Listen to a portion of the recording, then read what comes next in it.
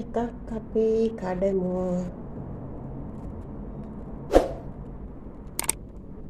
උඩින් දානවා.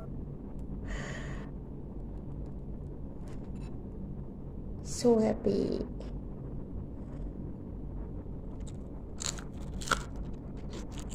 ආයුබෝවන් හැමෝටම ප්‍රාර්ථනා කරනවා වාසනාවන්ත සුබ දවසක් වෙන්න කියලා. අද මම ඔයාලට අරගෙන ආවේ වෙජිටේරියන් රෙසිපි එකක් තමයි කට්ලට්. මේක හදාගන්නේ කොහිල වලින් තමයි. ඉතින් කොහිල කට්ලට් කොහොමද හදාගන්නේ කියලා බලන්න එකතු වෙන වීඩියෝ එකක් සමග. මේ වීඩියෝ එකට යන්න කලින් මතක් කරනවා පුංචි මතක් කිරීමක්. ඔයා තවමත් මාලී සිල්වා කියන මගේ YouTube channel එක subscribe කරලා නැතිනම් subscribe කරන්න. ළඟින් තියෙන notification bell එකත් all දාලා තියාගන්න. එතකොට තමයි මගේ වටිනා වීඩියෝ එකක් ඔයාලට ඉක්මනින් ලබා ගන්න පුළුවන්. මේ කට්ලට් එකේ විශේෂත්වය තමයි කොහිලා විතරක් තනිකරම මම යූස් කරලා තමයි හදන්නේ. ඉතින් අල තුහුණා වගේ දේවල් තමයි ගොඩක් අය මේක යූස් කරලා හදන්නේ. නමුත් මම කොහිලා විතරක්ම ආදේශ කරගෙන තුන පහ ටිකක් එකතු කරලා අපි බලමු කොහොමද මේ රසවත් කට්ලට් එක හදාගන්නේ කියලා. ඒක දෙන්න වීඩියෝ එක හීනියට කපා ගන්න ඕනේ. පැති කපලා අනිත් පැත්තට කපා ගත්තම හීනියට ලස්සනට කපා ගන්න පුළුවන්.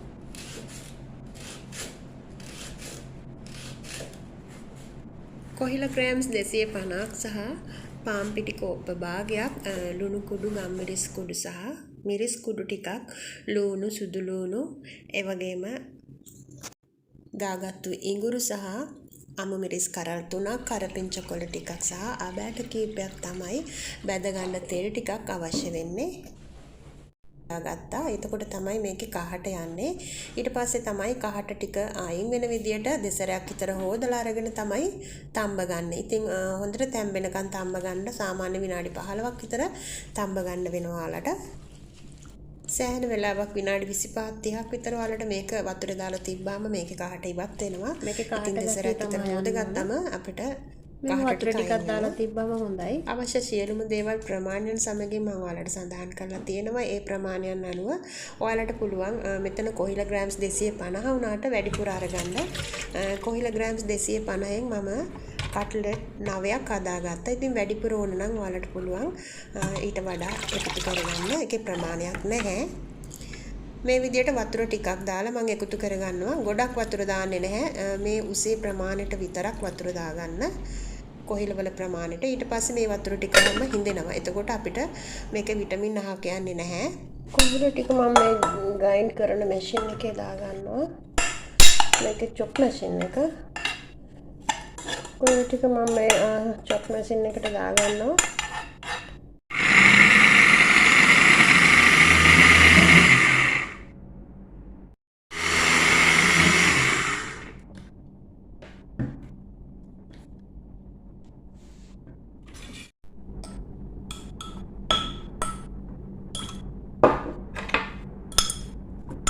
මෙන්න මේ ගානට තමයි මම පවුඩර් විදියටම ගන්නෙ. මම වගේ චොප් වෙලා තමයි තියෙන්නේ. ඉතින් මේක තැම්බිලා තියෙන්නේ. හොඳ ගානට අපිට තියෙනවා. මම කැමති මේ විදියට කට්ලට් එක හදාගන්න මුකුත්ම කලවම් කරන්නේ නැතුව. මේකට සමහර අය අල, මාළු ඒ වගේ දේවල් දානවා. ඉතින් මම කල්පනා කරා තනිකරම කොහිල වලින්ම කරපිංච පුංචියට කපාගෙන තියෙනවා. ඒ වගේම ලුණු ගෙඩියක් චූටියට කපාගෙන තියෙනවා. ඉඟුරු සුදු ලුණු ගාගෙන තියෙනවා. මෙතන තියෙන ලුණු කුඩු, ගම්මිරිස් කුඩු සහ මිරිස් කුඩු.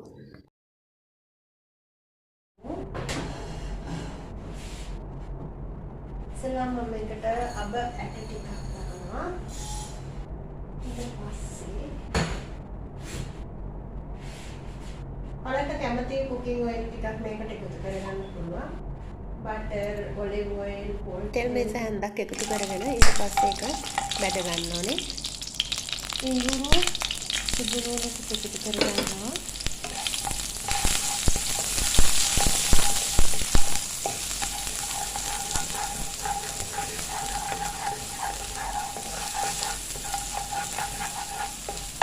ගින්දර අඩු කර ගන්න ඕනේ.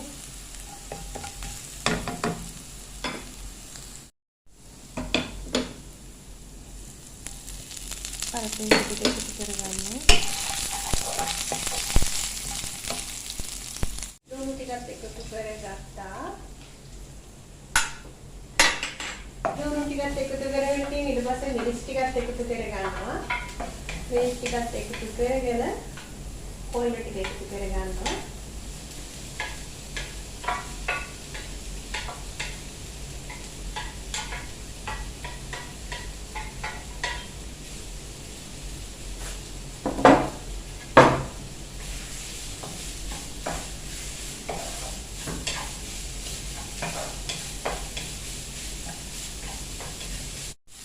ලුණු අමුමේස් කොහිල ඔක්කොම ටෙම්පරාදුරට එකතු කරගෙන තියෙන්නේ.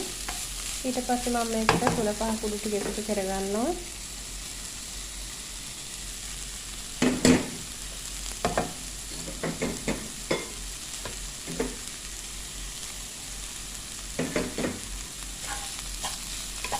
ඔයාලා කැමති නම් මේකට කෑලි මිරිස් උනත් එකතු කරගන්න පුළුවන්.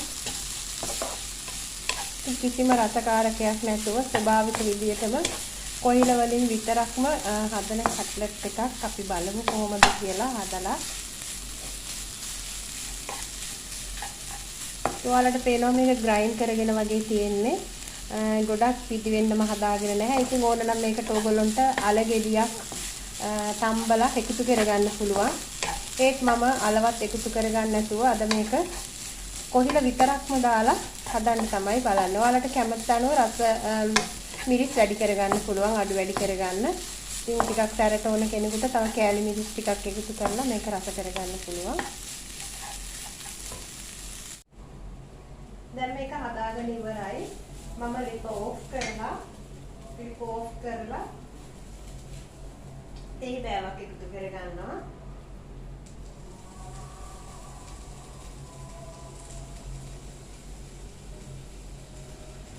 අවසන් තමයි දෙය ටික එකතු කරන්න ඕන.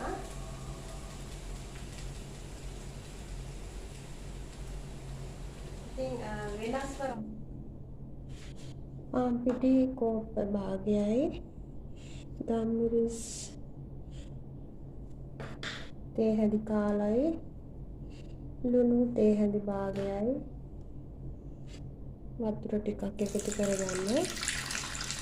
මේක ටිකක් ගන්න බැටර් එකක් වෙන්න හදා ගන්න ඕන දිය කරලා කැට හිටින්න නැති වෙන්න. වතුර ප්‍රමාණයක් නෑ ඔයාලා ගන්න පිටි ප්‍රමාණයට ටිකක් උකු බැටර් එකක් හදා ගන්න. කැට හිටින්න නැති වෙන්න. මේක ගොඩක් දුරට බිත්තර වලින් තමයි කට්ටිය හදාගන්නේ. ගොඩක් දුරට මම බිත්තර පාවිච්චි කරන්නේ. මම මෙතන පාන් පිටි වතුර ලුණු ගම්මිරිස් එකතු කරලා බැටර් එකක් හදා ගන්නවා. මොකද වෙජිටේරියන් කෙනෙකුට කන්න පුළුවන් විදියට තමයි මම මේ අද හදන කට්ලට් එක හදන්නේ.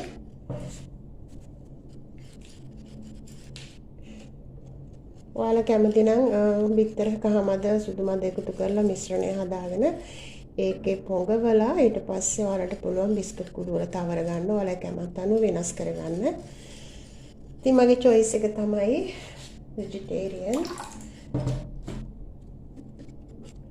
දැන් හරි මේ ගාන ටිකක් උකු බැටර් එකක් අපි ගන්න අපේ ඩෝ එක මේකේ ඔබලා ගන්නකොට තැවරිලා තියෙන්න ඕන. ඒ ගානට තිබ්බම හොඳයි. අවශ්‍ය ප්‍රමාණයට මේකට බ්‍රෙඩ් කොම්ස් එකතු කරගන්නවා. කෝප් එකක් විතර. මදිනොත් අපිට ආපහු ගන්න පුළුවන්. ඒකෙන්ද ටික ටික එකතු කරගන්න. නැත්නම් ගොඩාක් එකපාර එකතු කරගත්තොත් අපරාදේ විසි කරන්න වෙනවා ඉතුරු වෙන ඒවා. මේ තියෙන්නේ අපි හදාගත්තු අපේ තනිකර කොහිල ටික තමයි. ඉතින් ඔයාලට පුළුවන් මේකට බ්‍රෙඩ් කොම්ස් ටිකක් මේ විදියට පොඩ්ඩක් අතින් එකතු කරලා මේක ටිකක් අපිට අතට මෙහෙම ගුලි කරගන්න පුළුවන් ගානට චුට්ටක් මේස හැන්දක් විතර එකතු කරගෙන ලස්සනට මෙහෙම බෝලා හදාගන්න. මම මේකට මිරිස් ටිකක් එහෙම එකතු කරලා තියෙනවා. ඔයාලගේ රසය අනුව මිරිස් එකතු කරගන්න. මෙන්න මේ විදියට ඔයාලට පේනවා කිසිම දෙයක් එකතු කරේ නැහැ. බ්‍රෙඩ් කොම්ස් මිටක් විතර එකතු කරා. මිටක් කියන්නේ මේස හැන්දක් විතර. එච්චරයි. ඒක නැතත් ප්‍රශ්නයක් නැහැ. හැබැයි ඉතින් ඒක තියෙනවා නම් මේක ලස්සනට අපිට මේම ගුලි කරගන්න පුළුවන්. හරිම සුවඳක් එනවා. මේකට කරපිංචා එහෙම දාලා තියෙන සුවඳ ගොඩාක් සුවඳක් එනවා. ඒකයි මම කිව්වේ කිසිම දෙයක් එකතු කරගන්න නැතුව අපිට මේ විදිහටම හදා ගන්නවා නම් ඒක තමයි අපේ කොහිල කට්ලට්. grams 250 කොහිල වලින් මේ ටික හදාගත්තේ. ඉතින් මේක ඔයාලට මික්ස් කරලා මොනවා හරි දාලා අහල තූණ වගේ දැම්මොත් ඔයාලට මේක ඩබල් කරගන්න පුළුවන්. ඒ වුණාට ඉතින් මේකේ වටිනාකම කියන්නේ කොහිල විතරක්ම එකතු කරන නිසා මම මේකෙන් හදාගෙන තියෙනවා මෙන්න මේ ඉස්සෙල්ලාම පාන් පිටි බැටර් එකේ තවර ගන්නවා. ඊට පස්සේ බ්‍රෙඩ් කොම්ස් වල තවර ගන්නවා. ඊට පස්සේ තමයි ගැඹුරු තෙලේ බැඳගන්නේ.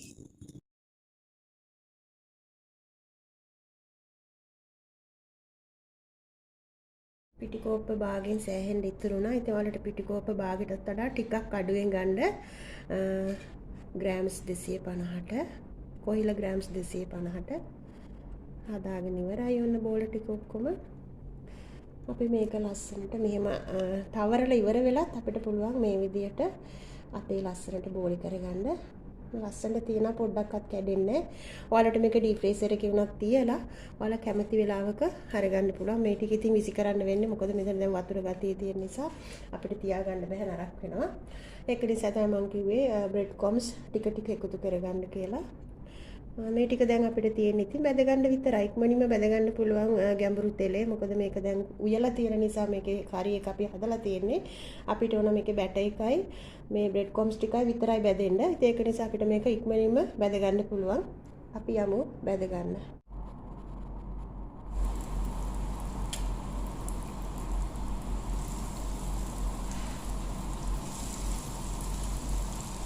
ඉතින් ටිකක් අඩු කරනවා. ටිකක් ගින්නර අඩු කරනවා. මේක දෙකපාරට කරවේ නැත්තම් ගැඹුරු තෙලේ මේ විදිහට අපිට පුළුවන් ඉක්මනින්ම බැද ගන්න.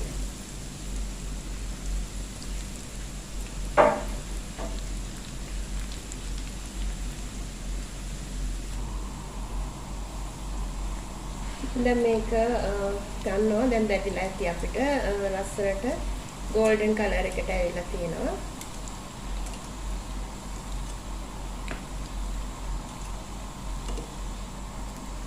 හොඳ ගානට අපිට කැඩෙන්නේ නැතුව වැදගන්න පුළුවන් පාන් පිටි තවරලා ගත්තම. ඉතින් වෙජිටේරියන්ලාට සුපිරිම කට්ලට් එකක් මේක. බලන්න. ඉතින් ගොඩාක්ම රසවත් ලස්සන කට්ලට් එකක් කොහිල කට්ලට්.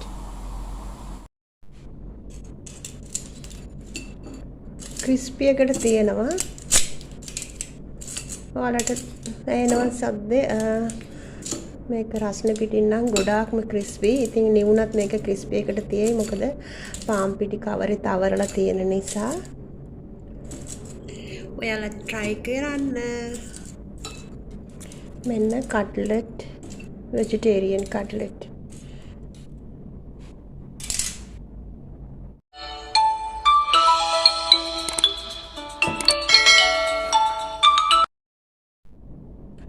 එකක් අපි කඩමු.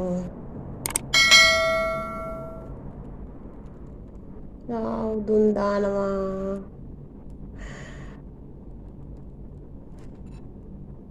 So happy.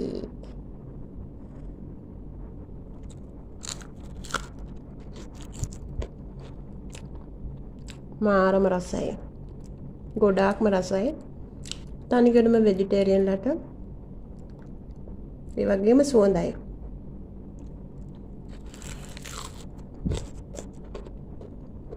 ඉතින් මේ වීඩියෝ එක ඔයාලට වැදගත් වුණා නම් තව කෙනෙකුට බලන්න ෂෙයා කරන්න. හැමදාමත් මගේ වීඩියෝ වලට ලයික් කරන, කමෙන්ට් කරන, ෂෙයා කරන ආදරණීය ඔයාලට ගොඩක් ස්තුතියි. ඔයාලට හිතුණා නම් මේ වීඩියෝ එක වැදගත් වුණා කියලා තව කෙනෙකුට බලන්න ෂෙයා කරන්න මතක් කරනවා.